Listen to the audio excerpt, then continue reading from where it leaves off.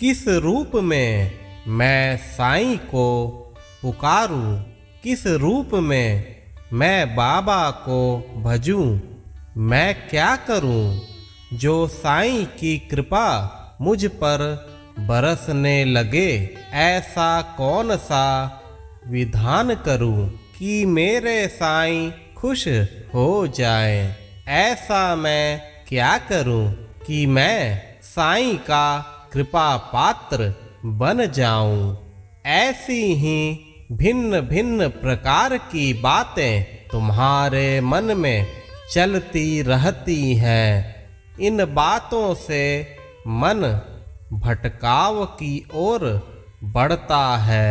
मेरे बच्चे, तुम जिस रूप में मुझे देखना चाहते हो, मैं ठीक उसी रूप में तुम्हें मिल जाऊंगा। चाहे वह रूप पिता का हो या माँ का हो, चाहे वह रिश्ता एक मित्र का हो या एक भाई का हो। तुम जिस भी प्रकार का संबंध मुझसे बनाना चाहते हो, मैं ठीक उसी रूप में तुम्हें प्राप्त हो जाऊंगा। मैं तुम्हारे जीवन में उसी रिश्ते की हर जिम्मेदारी निभाऊंगा। रिश्ते के उसी रूप में मैं तुम्हारा मार्गदर्शन करूंगा। मेरे बच्चे, जब तुम किसी फैसले के विषय में असमंजस में होते हो, तब मैं ही तुम्हारे अंतर मन में जाकर तुम्हें सही दिशा में फैसला लेने के लिए प्रेरित करता हूँ। जहाँ तक मेरी कृपा दृष्टि की बात है, वह तो तुम पर सदा से ही है, लेकिन तुम्हें कभी कभी नजर आता है। मेरे बच्चे, मुझे प्रसन्न करने के लिए किसी भी विशेष पूजा या विधान की कतई आवश्यकता नहीं होती। तुम्हारे अंतर मन से निकला सच्चा प्रेम ही मेरी सबसे उत्तम पूजा है। मैं इन आडंबरों से सदा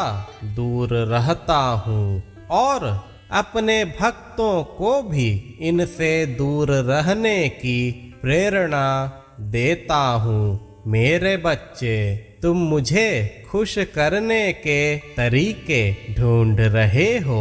मैं तुम्हारे मन की बात अच्छी तरह जानता हूँ।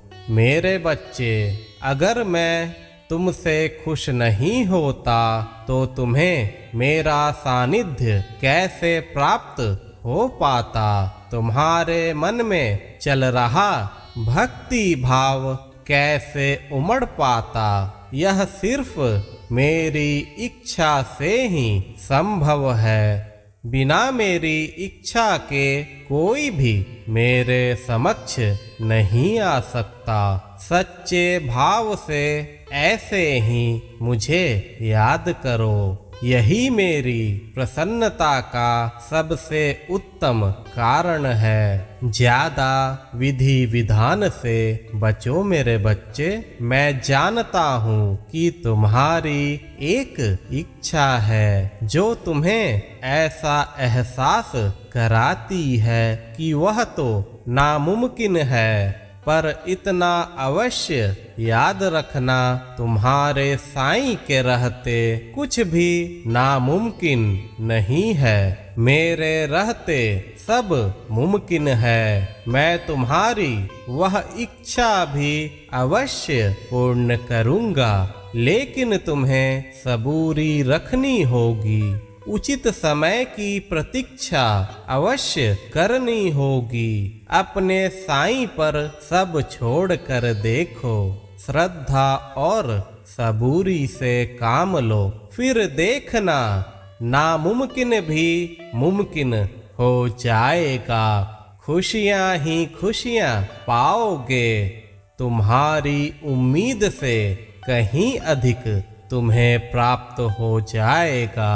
जो तन मन से मेरा हो जाता है उसे जीवन में हर सुख प्राप्त हो जाता है। सदा खुश रहो मेरे बच्चे।